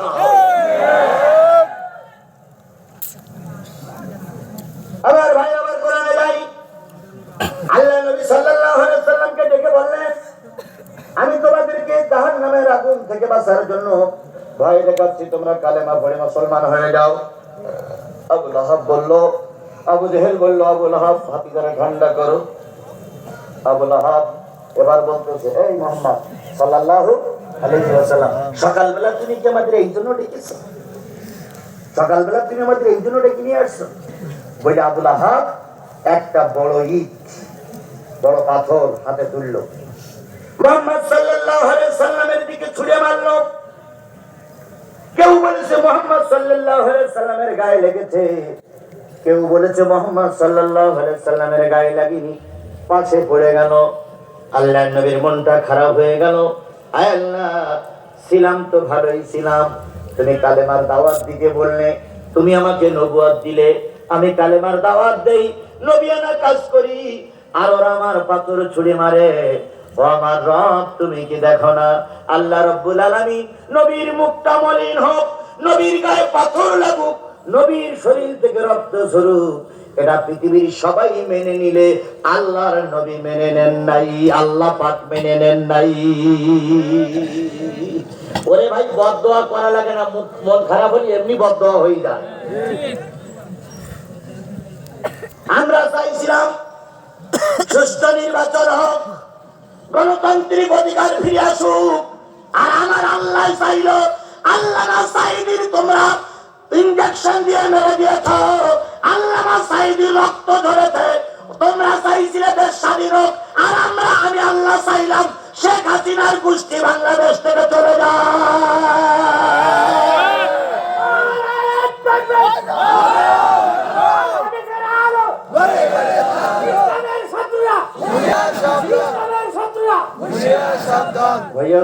তাই কথা বলেন ঠিক না বেশি? আচ্ছা বলুন তো, 5 তারিখের আগে আমরা কি চাইছিলাম শেখ হাসিনা পালাই যাক? আমরা চাইনি। আমরা চাইছিলাম কি সুষ্ঠু একটা নির্বাচন, পদত্যাগ করো, সুষ্ঠু একটা নির্বাচন করার জন্য কেয়ারটেকার সরকারের হাতে ক্ষমতা দাও, এটাই তো আমরা চাইছিলাম। কথা বলে ঠিক না ঠিক? আল্লাহ বলল তোমরা চাইলে কেয়ারটেকার আর আমি চাইলাম দেশ চাল। তোমরা চাইলে কেয়ারটেকার, আমি চাইলাম দেশ চাল। আমরা যা চাইছিলাম তার চেয়ে আল্লাহ বেশি দিতেছে না ভাই? আমরা যা চাইছিলাম তার চেয়ে আল্লাহ বেশি দিতেছে না? আমার ভাইরা আসলে আমার কোরআনে নাই আল্লাহ রাব্বুল আলামিনের গায়ে রাসূলের গায়ে পাথর লাগবে, এটা আমার আল্লাহ মেনে নিতে পারে না। আল্লাহ রাব্বুল আলামিন এবার সঙ্গে সঙ্গে সূরা লাহাব নাযিল করে দিলেন। ওইখানে আবু লাহাবের সামনে, আবু জেহেলের সামনে, উতবার সামনে আল্লাহ বলে দিলেন তাব্বাত ইয়াদা আবি লাহাবিন ওয়া তাব্বা। আবু লাহাবের আবু লাহাব তাব্বাত ইয়াদা আবি লাহাবিন, আবু লাহাবের দুই হাত ধ্বংস হোক এবং সে নিজেও ধ্বংস হোক। আল্লাহ বলতেছেন আবু লাহাবের পায়ের ধ্বংস হোক। মেইল পায়ে হাত দিয়ে পাথর, আর আল্লাহ বলল দুই হাত ধ্বংস হোক, সে নিজেও ধ্বংস হোক। এবার বলুন তো আবু লাহাব ধ্বংস হয়েছে, তার দুই হাত ধ্বংস হয়েছে, তার 14 গোষ্ঠী ধ্বংস হয়েছে। কথা বলেন ঠিক না ঠিক? আল্লাহ রাসূল বলেছিলেন আল্লাহ আমি কালেমার দাওয়াত দেই তাই ওরা আমাকে পাথর মারে, তুমি হেফাজত করো। আল্লাহ বললেন তুমি একটু চোখের পানি ফেলেছো, এই কারণে আমি আবু লাহাবের দুই হাত শুধু ধ্বংস করিনি, আবু লাহাবকেও আমি আল্লাহ ধ্বংস করে দিলাম। আবু লাহাব ছিল খুব চালাক ব্যক্তি, খুব বুদ্ধিমান ব্যক্তি। আবু লাহাবের সামনে যখন এই সূরা নাযিল হলো, আবু লাহাব এটা বদদোয়া মনে করলেন। বাড়ি এসে মন খারাপ হয়ে গেছে। বাড়ি এসে মন খারাপের পর ছেলেরা জিজ্ঞেস করছে আব্বু মন খারাপ কেন? কয় তোমার ভাই, তোমার চাচাতো ভাই আমার জন্য আল্লাহর কাছে বদদোয়া করেছে, সুতরাং তোমরা যদি আমার ভিটের পরে থাকতে চাও, বাড়ির পরে থাকতে চাও, মোহাম্মদকে মেরে আহত করতে হবে, মোহাম্মদকে মেরে ফেলতে হবে। আর একটা দাবি হলো মোহাম্মদের 2 মেয়ে তোমাদের সঙ্গে বিয়ে দেওয়া আছে, এই মোহাম্মদের 2 মেয়ের তালাক দিতে হবে। ছেলেরা প্রতিবার পাইবা 2 ছেলে তখন বললে আব্বা গন্ডগোল হয়েছে আপনার সাথে, বউ তালাক দেওয়ার সঙ্গে কি সম্পর্ক? আবু লাহাব বলল কোনো কথা শুনি না, যদি এদেশে আমার দেশে থাকতে চাও, আমার আইন মেনে চলতে চাও, তাহলে মেয়ে তালাক দিতে হবে আর মোহাম্মদ অপমান করতে হবে। বাবার কথা অনুযায়ী 2 ছেলে 2 মেয়েকে তালাক দিল। এদিকে নবীজির কালেমার দাওয়াত দারুণ কষ্টের ভিতরে আছে। 2 মেয়েকে তালাক দেওয়া হলো। 2 মেয়ে টুপলা টুপলি বেঁধে নিয়ে যখন বাবার ঘরে চলে গেলেন, নবীজির ঘরে তখন কান্নার রোল পড়ে গেল। সবাই মিলে কান্দাল, ঘরে খাবার নাই, আবার 2 মেয়ে স্বামী পরিত্যক্তা, দারুণ একটা কষ্টের ভিতরে আছি, আল্লাহ তুমি হেফাজত করো। যখন কান্নাকাটি চলতেছিল, উতবা আর উতাইবা ঘরের ভিতরে চলে গেল। যেই বলল তুমি নাকি আমার আব্বার জন্য বদদোয়া করেছো, তুমি নাকি আমার আব্বার জন্য বদদোয়া করেছো বলে উতবা আর উতাইবা 2 ভাই এবার নবীজির গলায় গামছা পেঁচালো। গামছা পেঁচাই 2 ভাই যখন 2 দিক থেকে টান দেয়, নবীজির জিহ্বা বাইর হয়ে যাওয়ার উপক্রম হয়েছে, নবীজির দম বন্ধ হয়ে যায়। ঘরে যে কয়জন মহিলা ছিল, সেই কয়জন মহিলা তারা ওদের কাছ থেকে ছাড়াই নিয়েছে। এবার যখন চলে আসে, তখন উতবা আর উতাইবা রাসূলের পবিত্র মুখের উপরে থুতু নিক্ষেপ করলো। নবীজি দুর্গন্ধ কাফেরের থুতুটা মুছলেন, আর উতবা আর উতাইবা শাসাইতে চলে আসতেছে। আবু লাহাবের স্ত্রী 2 জন সহ পরিবারের সকলে মুহাম্মাদের বাড়ির চারিপাশে ঘিরে রেখেছে, আর মুহাম্মাদকে কষ্ট দেয়, মেয়েগুলো কষ্ট পায়। এমত অবস্থায় ওরা যখন চলে আসে, নবীজি তখন এতক্ষণ নবীজি বদদোয়া করেন নাই। নবীজি বলেন ও আমার রব, ও আমার আল্লাহ, এই উতবা আর উতাইবাকে হিংস্র জন্তু দিয়ে ধ্বংস করে দাও। নবীজি এতক্ষণ চুপ করেছিলেন। এবার নবীজি বললেন যে আমার গলায় গামছা দিয়ে টানলো, মুখে থুতু দিল, তাদেরকে তুমি হিংস্র জন্তু দিয়ে শেষ করে দাও। আবু লাহাব ঘরে ফিরে আসলো, উতবা আর উতাইবা ঘরে ফিরে আসলো। আবু লাহাব স্ত্রীকে নিয়ে বলতেছে, দুনিয়ার সব বোমা মিস হতে পারে, দুনিয়ার সব গুলি মিস হতে পারে, নবীর দোয়া মিস হতে পারে না। কথাটা ঠিক না বেঠিক? আরো জোরে বলেন, কথাটা ঠিক না বেঠিক? যদি শেখ হাসিনার দলের আওয়ামী লীগের কোন লোক এখানে থেকে থাকেন, আপনারাও সাদা কাগজে লিখে রাখেন, দুনিয়ার সবগুলি মিস হতে পারে, বোম বাস্ট না হয়ে অবিস্ফোরিত হতে পারে, কিন্তু আলেমদের দোয়া বৃথা যেতে পারে না। আল্লামা সাঈদী বলেছিলেন, নির্যাতন বন্ধ করো, অত্যাচার বন্ধ করো, খুনোখুনি বন্ধ করো, আলেম ওলামাদের পরে নির্যাতন বন্ধ করো, নতুবা এমন একটা দিন আসবে পালানোর জন্য ইঁদুরের গর্ত খুঁজে পাবা না।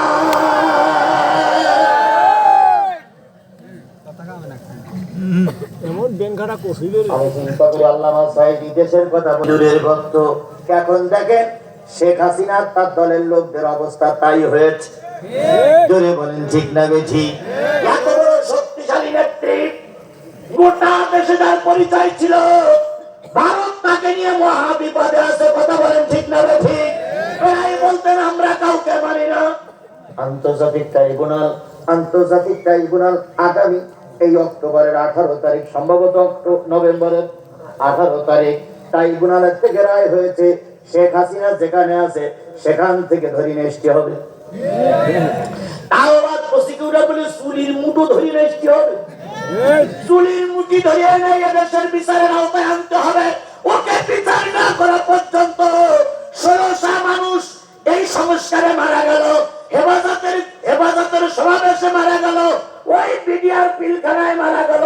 যতক্ষণ শেখ হাসিনার ফাঁসি না হবে ততক্ষণ আমার দেশের মানুষ শান্তি থাকবে না।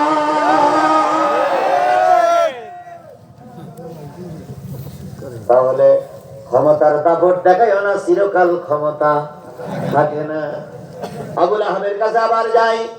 আবু লাহাব বাড়ি ফিরে এসে বলতেছে, সর্বনাশ সর্বনাশ সর্বনাশ, মুহাম্মদ যে দোয়া করেছে এ দোয়া তো বৃথা যেতে পারে না, মুহাম্মাদের দোয়া কাজে লাগবেই লাগবেই লাগবে। আল্লাহ বললেন, আবু লাহাব ধ্বংস হোক, তার 2 হাতও ধ্বংস হোক। ওইটা একটু পরে আসতেছে, এবার বলতেছে, মা আগনানুহু মালুহু ওয়া মা কাসাব, কাজে আসেনি তার ধন সম্পদ আর তার ছেলে মেয়ে সন্তানাদি, তার কোনো কাজে আসেনি।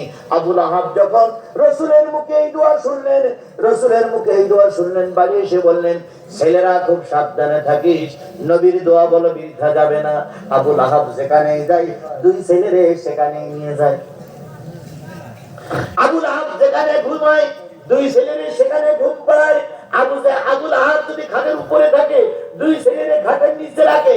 আবু লাহাব যদি নিচে পাহাড়ের নিচে থাকে 2 ছেলেরে পাহাড়ের উপরে রাখে। আবু লাহাব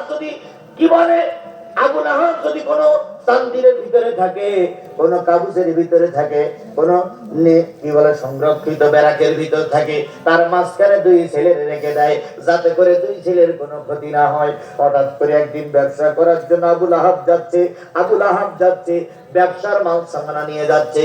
মাঝপথে দিয়ে চিন্তা করতেছে, এখন তো জঙ্গলের ভিতর দিয়ে যাচ্ছি, আর নবী মুহাম্মদ দোয়া করেছিল হিংস্র জন্তু দিয়ে ছেলে হত্যা হয়ে যাবে। নিঃসন্দেহ আজকে দোয়া কাজে লাগতে পারে।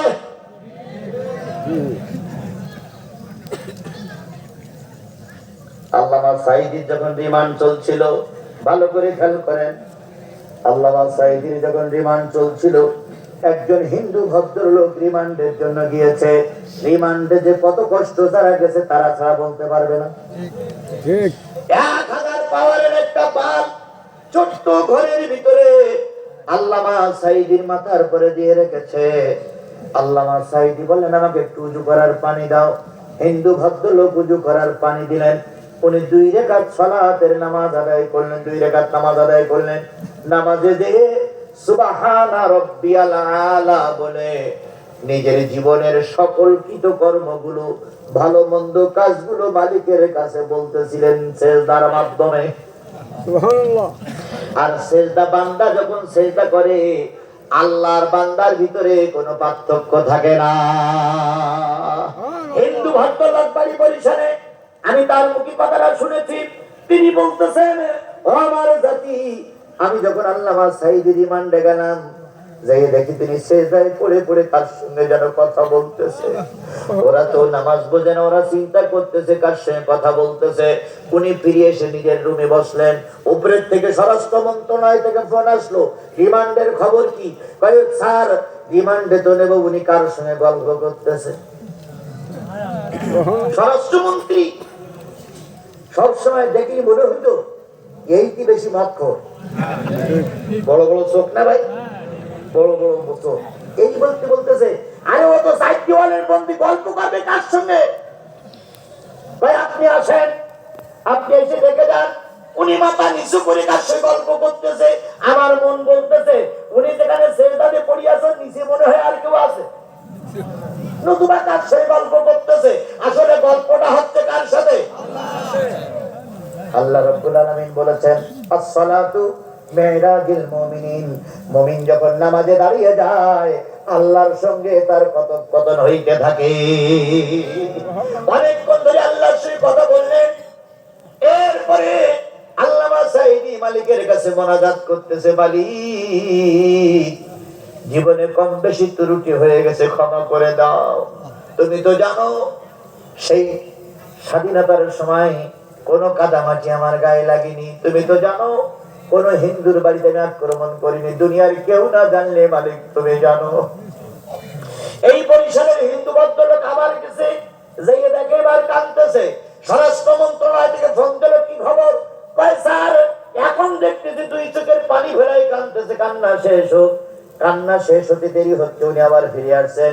উনি বলতেছেন, দ্বিতীয়বার যাইয়ে দেখি আল্লামা সাঈদী যে ঘরে শুয়ে আছে, ওই ঘরের ডান দেওয়ালের গায়ে দুইখানা পা, আর বাম দেওয়ালের মাথায় মাথা, আর দুইখানা হাত পড়ে আছে। 5 হাত 3.5 হাত মানুষ, 10 হাত লম্বা হয়ে গেছে। উনি বলতেছে, আমি নিজের চোখে যখন দেখলাম, আমি এসে চেয়ারে এসে বসে স্বরাষ্ট্র মন্ত্রণালয়ে ফোন দিয়ে বললাম, স্যার, আমার জীবনে অনেক আশ্চর্য জিনিস দেখেছি, কিন্তু এত বড় আশ্চর্য জিনিস দেখিনি। 3.5 হাত মানুষ এখন সমস্ত ঘরটা আলোকময় করে পড়ে আছে। ওই মাথার উপরে যে 1000 পাওয়ারের বাল্ব আছে, তার চাইতে তার মুখের পাওয়ারটা আরো বেশি উজ্জ্বল হয়ে গেছে।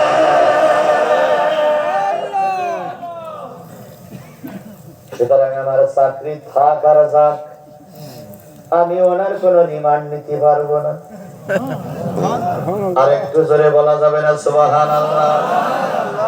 এটা একজন হিন্দু ভদ্রলোক বুঝেছিল, কিন্তু মুসলমানের বাচ্চারা বুঝিনি। আল্লামা সাঈদীর প্রায়ের পরে, নেতাজি সাহেবের রায়ের পরে উল্লাপাড়ায় আনন্দ মিছিল করেছিল তারা। তাদের ভিতরে কিছু টুপিওয়ালা লোক ছিল না? ছিল না? জোরে বলেন, ছিল কি ছিল না? হয়তো এই মজলিসে খুঁজলে তাদের ভিতরে 2-4 জন মিলতেও পারে।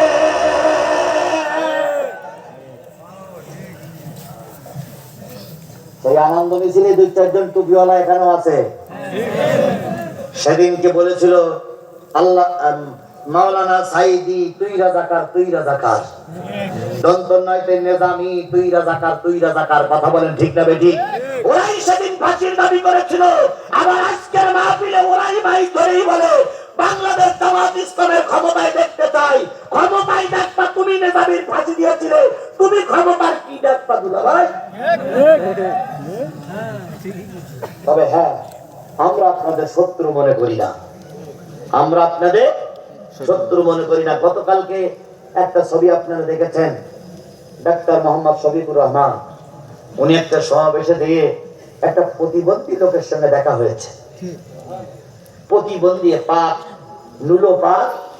উনি ওনাকে ডেকে নিয়ে সবুজ কালারের, এরকম সবুজ কালারের একটা জামা তার গায়ে, উনি ওনাকে ডেকে নিয়ে হাজারো মানুষের সামনে, লক্ষ মানুষের সামনে জড়াই ধরলেন। প্রতিবন্ধী মানুষটার কপালে চুমো দিয়ে বলেছে, ভাই তুমিও আল্লাহর বান্দা, আমিও আল্লাহর বান্দা। এরকম একটা মানুষের হাতে যদি আজকে আমরা দায়িত্ব তুলে দিতে পারি, আর উনি যদি গণভবনের প্রধান হন, উনি যদি জাতীয় সংসদের প্রধান হন, আমি বিশ্বাস করি বাংলাদেশের 18 কোটি মানুষ শান্তিতে ঘুমাতে পারবে। দেবেন কিনা ওটা আপনাদের ব্যাপার, করবেন কিনা ওটা আপনাদের ব্যাপার। বাংলাদেশ জামাত ইসলামী ক্ষমতায় যাবে কি বিএনপি ক্ষমতায় যাবে ওটা আমার ব্যাপার না, ওটা আল্লাহর রহমত আর জনগণের ব্যাপার। কথা বলেন ঠিক না ঠিক? তবে বিএনপি আমার ভাই, জামাত আমার ভাই। জামাত বিএনপির আন্দোলনের মুখে, ছাত্রদের আন্দোলনের মুখে শেখ হাসিনার পতন হয়েছে। আমরা কোন অবস্থায় ময়দানে দুইজনের প্রতিপক্ষ হতে চাই না। আমরা সকলে মিলেমিশে দেশ স্বাধীন করতে চাই। দেশের স্বাধীনতা, সার্বভৌমত্ব বাংলাদেশ জামাত ইসলামী এবং জাতীয়তাবাদী দল আমরা ধরে রাখতে চাই। কথা বলেন ঠিক না ঠিক? কথা বলেন ঠিক না ঠিক? আমি আমাদের দুই দলের পরে রহমত নাজিল করুন। এক গ্রামে দুই বিড়াল বাস করতো। বিড়াল দুটোর সঙ্গে বিরাট সম্পর্ক। হঠাৎ করে এক বাড়িতে রুটি টেবিলের উপরে রেখেছে, বড় রুটি, দুই বিড়ালে এক রুটি নিয়ে আসছে। এনে গাছতলায় বসে বলতেছে, ভাই ভাগ না করিতে খাওয়া যাবে না। বুঝলেন? ভাগ না করিতে খাওয়া যাবে না, ভাগ কর। তা বিড়াল বলতে, ভাগ করতে গেলে তো সমস্যা, কি করে ভাগ করি বলতে? তো স্বাভাবিক ভাগ করে তুই অর্ধেক খাই, আমি অর্ধেক খাই। মগ ডালে বসেছিল বানর। বানর চিন্তা করতেছে ওদের মাঝখানে আমার যাওয়া লাগবে। এই বিড়ালের মাথায় হাত আর এক বিড়ালের মাথায় হাত দিয়ে বলছে, ভাই রুটি ভাগ করার সমস্যা তাই না ভাই? তা বলতেছে হ্যাঁ। বলছে তার দাড়ি পাল্লা বেশি। তো দুই বিড়াল দিয়ে মালিকের বাড়িতে যে কোনো কায়দায় দাড়ি পাল্লা নিয়ে এসে, বুঝলেন একটু? তো দাড়ি পাল্লা আনার পরে বানরে বা দাড়ি পাল্লায় তুলেছে রুটি ভাগ করি। এখন একদিকে ইচ্ছা করে একটু বেশি দেশ, আর একদিকে একটু কম দেশ। দেওয়ার পরে বানর বলতে, ভাই এদিকে বেশি হয়ে গেছে। তো বানর এবার খাওয়ার নাম করে উঠতে একটু বেশি করে খেয়েছে। এই দাড়ি পাল্লায় দেওয়ার পরে এদিক বেশি হয়ে গেছে। তো বলছে ভাই এদিকে বেশি হয়ে গেল, তো ওদিকে একটু বেশি করে খেয়েছে। এবার এদিকে একটু বেশি হয়ে গেছে। এইভাবে করে এদিক বেশি ওদিক বেশি এদিক বেশি ওদিক বেশি করতে করতে রুটির 12 আনা খাওয়া হয়ে গেছে। দুই বিড়াল কিন্তু ভাগ করা দেখতে চল যে বানর দাড়ি পাল্লায় ভাগ করছে, তাহলে ভাগ নিতে সুস্থ হবে, ভাগ নিতে সুস্থ হবে। খানিকক্ষণ পরে যখন 12 আনা বানরের খাওয়া হয়ে গেছে, তখন দুই বিড়াল বলতেছে, ভাই আর 10 মিনিট যদি বানরের কাছে রুটি ভাগ করতে দিস, তাহলে কিন্তু যেটুকু আছে ওটুকু খেয়ে ফেলবে। তো বানরের দাড়ি পাল্লার বানরের পাছায় লাথি মার, যেটুকু আছে আমরা দুইজন ভাগ করি খাই, ওরা ভাগ করা লাগবে না। কথা বুঝেছেন আমার কথা? বুঝেছেন আমার কথা? বুঝেছেন? দেশ নামক এই রুটিটারে বিএনপি এবং জামাত ইসলামী যে কায়দায় হোক রক্ষা করেছে। কথা বলে ঠিক না ঠিক? এখন বানর নামক ভারতের কাছে আমরা এই রুটি ভাগ করতে দেব না। বানর নামক জাতীয় পার্টির কাছে আমরা এই রুটি ভাগ করতে দেব না। বানর নামক আওয়ামী লীগের হাতে রুটি ভাগ করতে দেব না। আসুন বিএনপি এবং জামাত আমরা নিজেরাই ভাগাভাগি করে দেশ নামক রুটিটারে রক্ষা করি। আমরা এই বানর নামক মোদির হাতে আমরা যাব না, যাব না।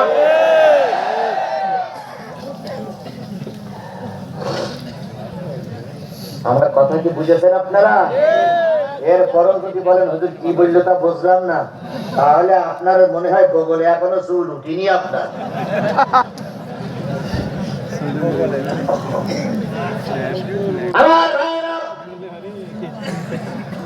যে জিনিসটা বোঝাতে চাচ্ছিলাম সেটা হলো আবুল আহাবের দুই ছেলে, মনে আছে তো? নাম কি? উতবা ও তাইবাকে নিয়ে আবুল আহাব খুব সংরক্ষণ অবস্থায় থাকে, কেউ যেন ক্ষতি করতে না পারে। খুব মজা, কিছু নেই মজা।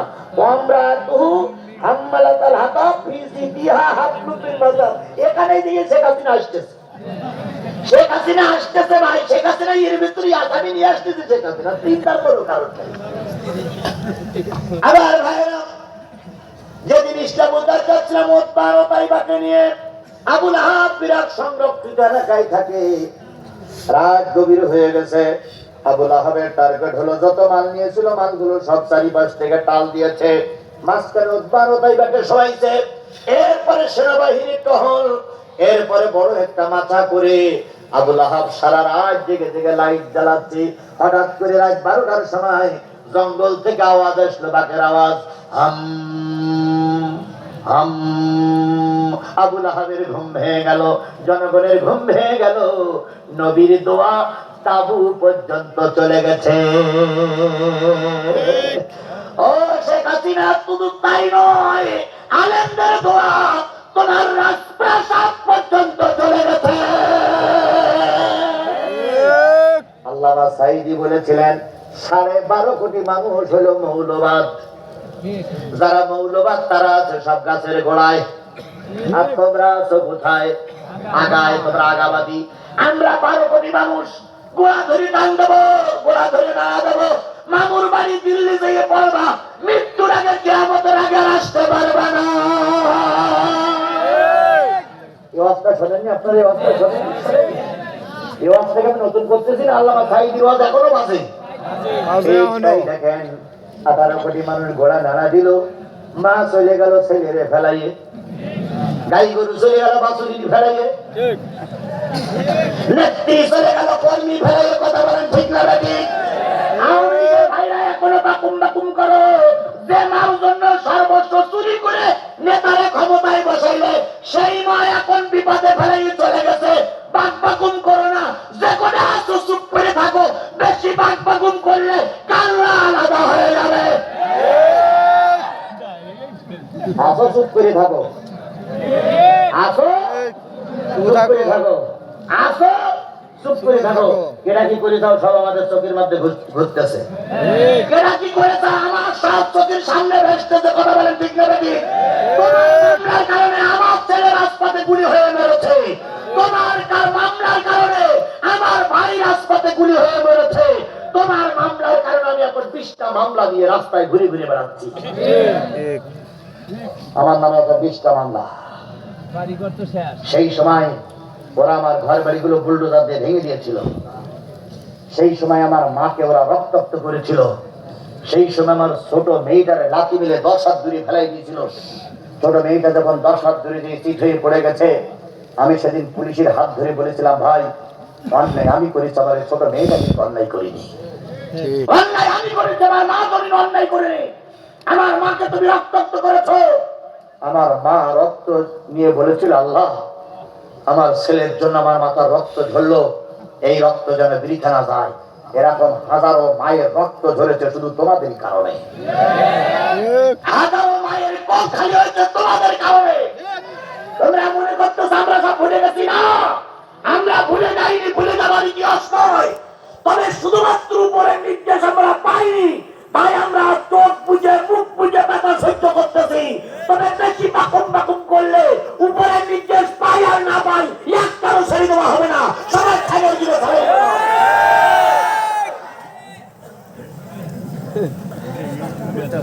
আসো, চুপ করে থাকো, বেশি বাড়াবাড়ি করো না। বেশি বাড়াবাড়ি করলে আমার আল্লাহ সহ্য করে না। কথা বলেন ঠিক না বেশি? বেশি বাড়াবাড়ি করলে আমরা কিন্তু ওই ধৈর্যের বাদ ভেঙে গেলি তখন কে নিষেধ করলো আর কে হুকুম ডালাইয়ে দেখার সময় নেই, কিন্তু একদম ঠ্যাঙ্গের পাশা ভেঙে ফেলতো। খান সাহেব সবরের রস করে গেলেন, খান সাহেব সবরের রস করলেন, আমাদের প্রধান অতিথি আকবর আলী ভাইও সবরের রস করলেন। মাহফিল থেকে দেখে দেখে জেলের গায়ে পিঠ লাগিয়ে ওবাইদুল কাদের দাঁড়াই আছে। বলেন সবরের রস তখন কাজে লাগবে? সবরের রস তখন কাজে লাগবে? ওখানে ওবাইদুল কাদের যদি পাই কিল নামে যে বাড়ি যাবেন, কেনা কেটে হাত তোলেন তো ভাই।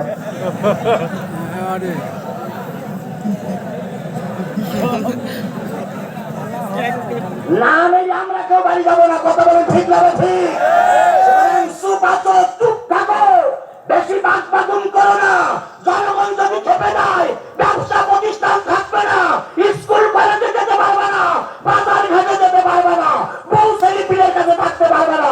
জনগণ পিটাইয়ে পাতার ছাপটা তুলে ফেলবে। এখন আবার বলতেছে সীমানার পাশে আছি, চুপ করে ঢুকে পড়বো, তাই বলতেছে না? চিন্তার কোনো কারণে সীমানার নিকটে এসে চুপ করে ঢুকে পড়বো। আমরাও বলতেছি আইসো, আসো আসো, জনগণ তোমাদের লাঠিতে তেল লাগাই তোমার জন্য অপেক্ষা করতেছে। কথা বলে ঠিক না ঠিক? এরকম শক্তি আছে, আসো। পৃথিবীর ইতিহাস বলে কোন স্বৈরাচার দেশ থেকে পালিয়ে যাওয়ার পর আর ফিরে আসেনি। এরাই পৃথিবীর ইতিহাস, কথা বলেন ঠিক না বেটি? সুতরাং আপনারা উল্টো বসবেন না, সাদা কাগজে লিখে রাখুন, শেখ হাসিনা যতই বাকবাকুম করুক এদেশে আর ফিরে আসতে পারবে না। তবে হ্যাঁ, সরকার তাকে ধরিয়ে আসবে, আমরা তাকে ধরিয়ে আনবো। আমি এর আগেও বলেছি, যদি এই ট্রাইব্যুনালের বিচারপতি শেখ হাসিনার কোন দালাল কোন দেশে পালিয়ে থাকো, বিমানের চাকায় বেঁধে ঝুলাইয়ে ঝুলাইয়ে দেশে নেবে। এ কথা বলিনি আমি, এর আগে ওয়াজে বলিনি আমি, সেই কথার পরে এখনো অটুট আছি। আমি যতক্ষণ বেঁচে আছি ততক্ষণ আমার কথার পরে অটুট আছি, এদের ক্ষমা করা যাবে না। তবে হ্যাঁ, সাধারণ লোক যারা চুপচাপ আছো আমার ভিতরেই আছো, তোমাদের পরে আমাদের কোনো অভিযোগ নেই। অভিযোগ হলো সেই ভোট চোরের বিরুদ্ধে, যে আমাদের ভোট কেন্দ্রে না দিয়ে রাতারাতি ইমাম সেজে জনগণের ভোট কেড়ে নিয়ে রাতারাতি নেতা হয়েছে। এই ইমাম আর এই মুয়াজ্জিনের জনগণ ক্ষমা করবে না। আজ হোক কাল হোক এদেরকে বিচারের আওতায় আনা হবেই হবে।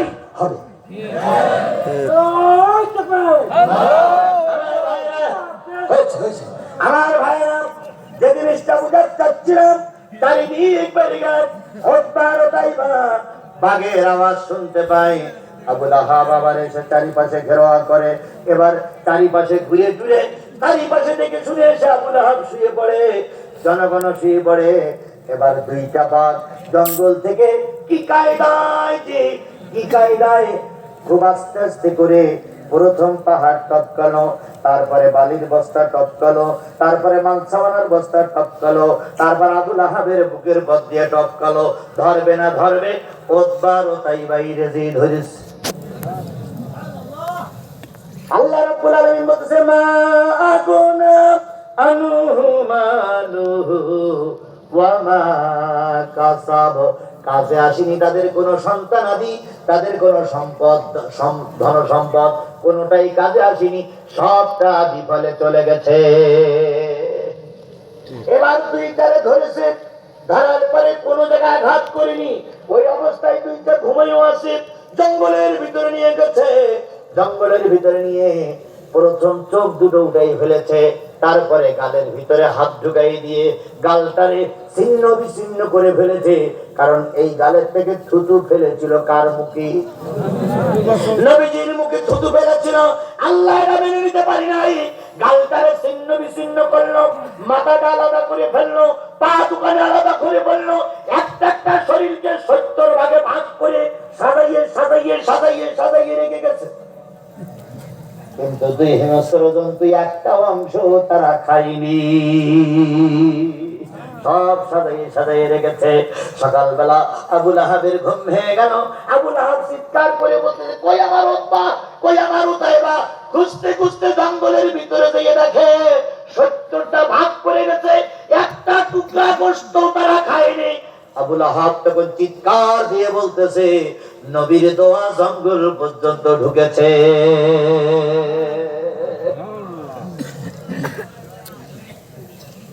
আব্দুল কাদের মোল্লার ফাঁসি, লোকটা একটু খাটো ছিলেন। সর্বপ্রথম ইসলামী আন্দোলনের নেতাদের ভিতরে আব্দুল কাদের মোল্লার ফাঁসিটাই আগে হয়েছে। ওনার ফাঁসি জয় হয়ে গেছে। ওনার সামনে আর মাত্র আধা ঘন্টার সময় দিয়েছে জেল পুলিশিরা।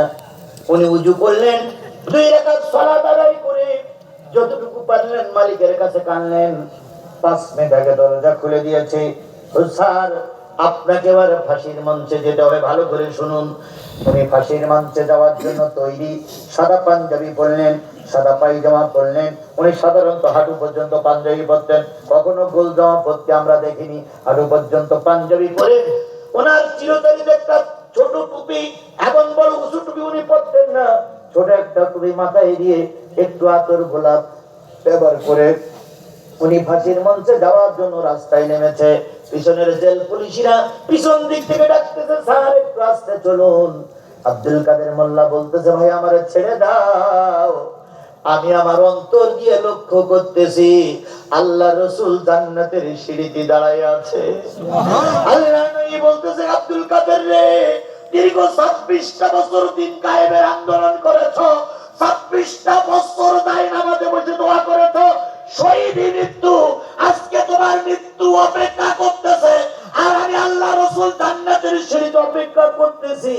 আমি জান্নাতের ভিতরে সুন্দর বিছানা তৈরি করে রেখেছি। আব্দুল কাদের আসো, তুমি আর আমি একই জান্নাতে থাকবো। তিনি সত্য বললেও সত্য, মিথ্যা বললেও মিথ্যে, কিন্তু তার কথাটা চলে এরকম। এবার যখন তিনি এই কথা বলে চলতেছেন, ফাঁসির সামনে দিয়ে দাঁড়াইছেন, এখনো কাজ শেষ হয়নি, আর 2 মিনিট পরে তার জমতুই পড়াবেন। তিনি বলতেছেন, ও জল্লাদ ভাইরা, তাড়াতাড়ি ফাঁসির কাজটা সেরে দাও। জল্লাদেরা বলতেছে, স্যার, কত মানুষকে ফাঁসি দিলাম, কেউ বা কান্নাকাটি করে, কেউ বা আবল তাবল কথা বলে, কেউ বা ভয়ে কেন্দ্রে ফেলে, কেউ বা ভয়ে কাপড় চোপড় নষ্ট করে। আপনার মনে একটু ভয়ের চিহ্ন তো দেখা যায় না, মুখে একটু ভয়ের চিহ্ন দেখা যায় না, কারণটা কি? আব্দুল কাদের মোল্লা ভাই বলতেছে, ভাই, এখান থেকে 10 মিনিট আগে এখানে একটা গন্ধ ছিল না, এখন একটা সুন্দর গন্ধ পাওয়া যাচ্ছে, তোমরা কি কেউ নাকে শুকেছ? একজন জল্লাদ বলেছে, হ্যাঁ, এখন একটা নতুন গন্ধ পাওয়া যাচ্ছে। আব্দুল কাদের মোল্লা ভাই বলেছিলেন, ও আমার জল্লাদ ভাইরা, জান্নাতি ফেরেশতারা চারিপাশে ঘিরে রেখেছে, ওদের জন্য এই জায়গাটা এত সুগন্ধে ভরপুর হয়ে গেছে, ওরা আমাকে নেওয়ার জন্য এসেছে। দেরি করো না, দেরি করো না, আমাকে ফাঁসির কাজ শেষ করে তোমাদের আদর শেষ করে ছেড়ে দাও। আমার রাসূল আল্লাহর ফেরেশতারা আমার জন্য অপেক্ষা করতেছে। ও আমার ভাইরা, কারোর মৃত্যু হয় স্বর্গীয় মৃত্যু, আর কারোর মৃত্যু হয় জাহান্নামের মৃত্যু।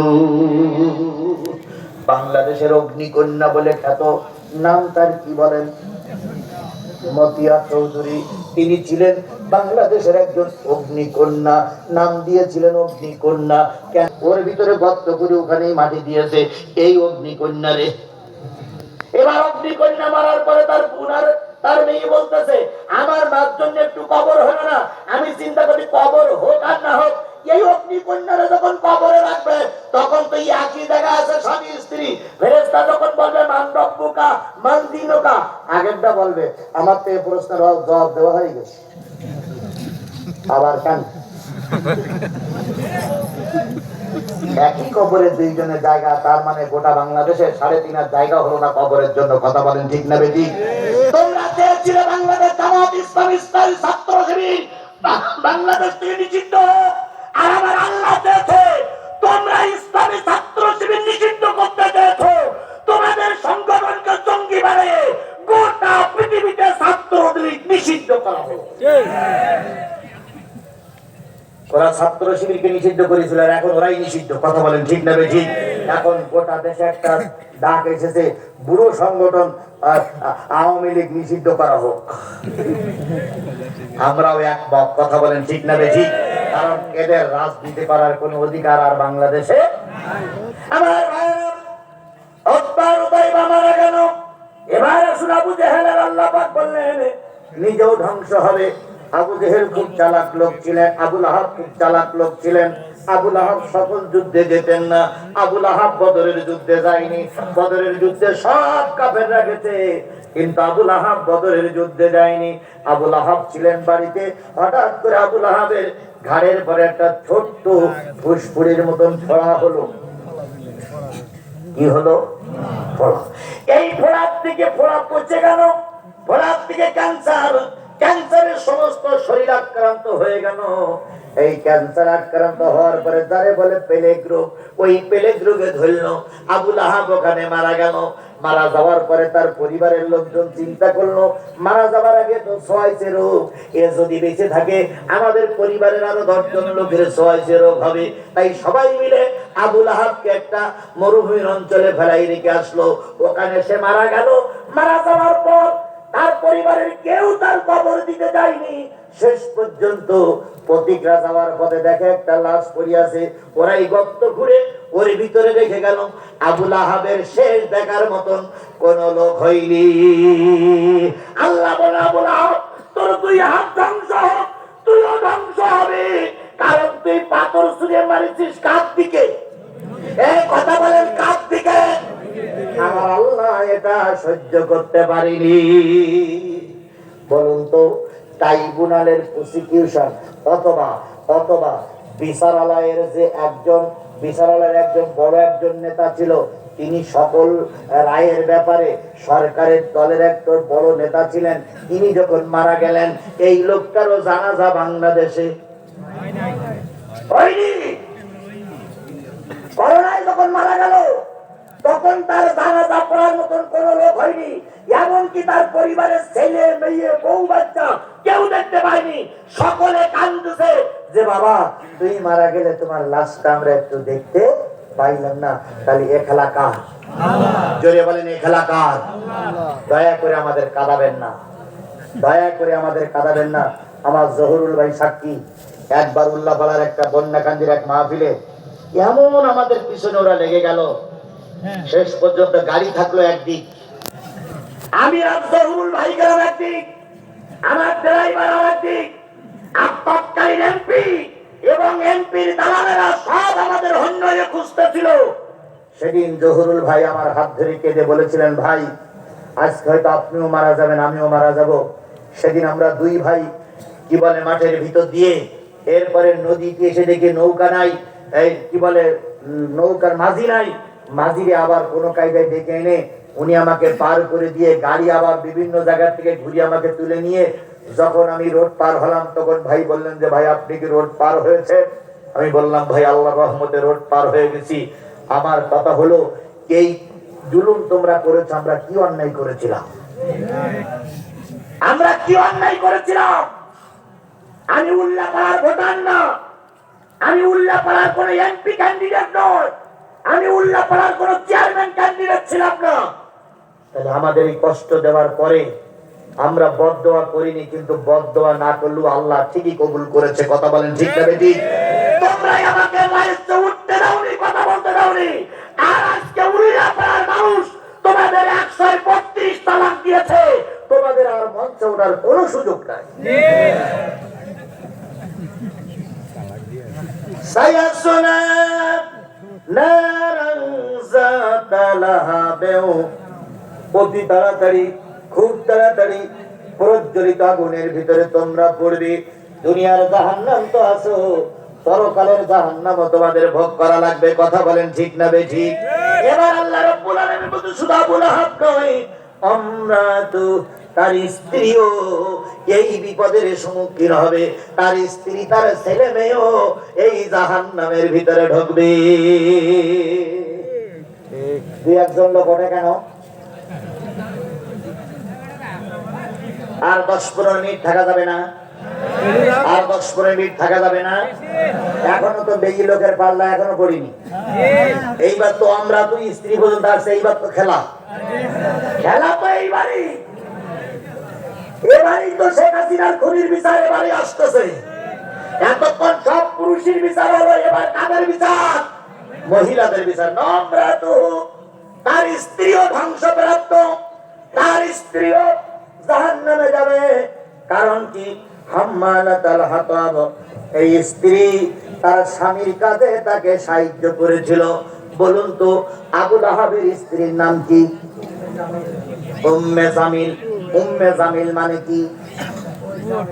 সুন্দরীদের মা।